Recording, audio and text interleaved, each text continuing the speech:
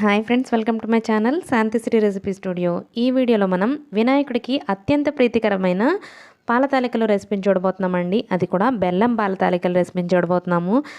వినాయక చవితి అనగానే ప్రతి ఒక్కరి ఇంట్లోనూ బెల్లం పాల తాలికలు, ఉండ్రాళ్ళు, అలాగే మోదకాలు ఇవన్నీ తప్పకుండా ప్రిపేర్ చేసుకుంటారు కదండి. సో వినాయకుడికి ఎంతగానో ప్రీతికరమైన ఈ బెల్లం పాల తాలికల్ని మీ ఇంట్లో వాళ్ళకి కూడా ఎంతగానో మెచ్చుకునేలాగా పాల తాలికలు ప్రిపేర్ చేయాలంటే ఈ వీడియోలో చూపించినట్లుగా చేయండి. మీకు కూడా పర్ఫెక్ట్గా పాల తాలికలు వస్తాయి, పాలు ఏమాత్రం విరిగిపోకుండా.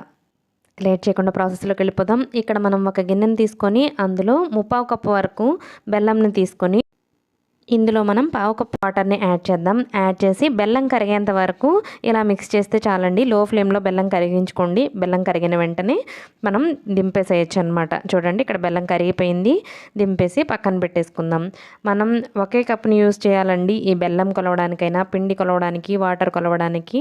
అప్పుడే మనకి పాల తాలికలు పర్ఫెక్ట్గా వస్తాయి అన్నమాట.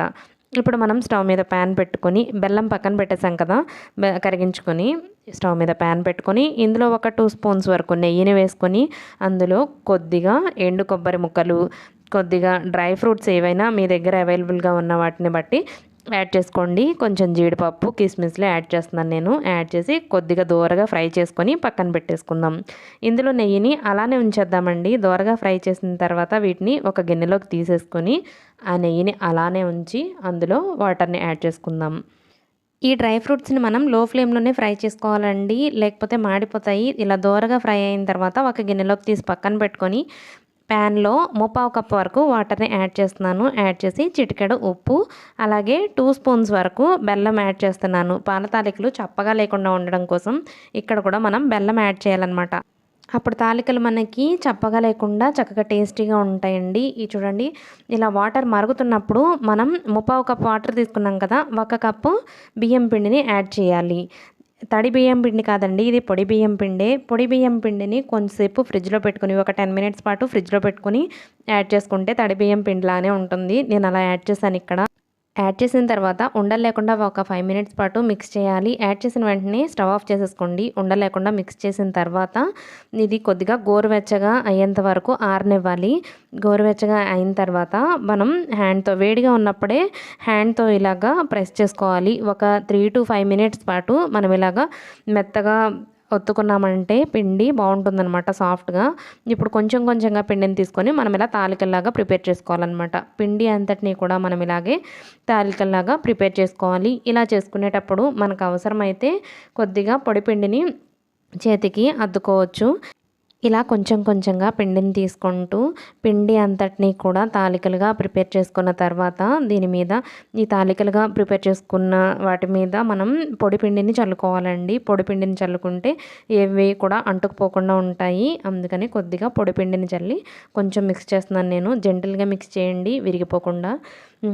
వాటిని పక్కన పెట్టేసుకొని ఇప్పుడు మనం స్టవ్ ఆన్ చేసి కొంచెం పెద్ద ప్యాన్ పెట్టుకొని అందులో ఒక 2 కప్పుల వరకు పాలను, అలాగే 1 కప్పు వరకు నీళ్లను యాడ్ చేసి వాటిని కొద్దిగా మరగనివ్వాలన్నమాట. ఇలా మరుగుతున్నప్పుడు ఇందులో మనం ముందుగా నానబెట్టుకున్న సగ్గుబియ్యంని యాడ్ చేయాలండి. 2 స్పూన్స్ వరకు సగ్గుబియ్యం, ఒక హాఫ్ అన్ అవర్ పాటు నానబెట్టాను నేను.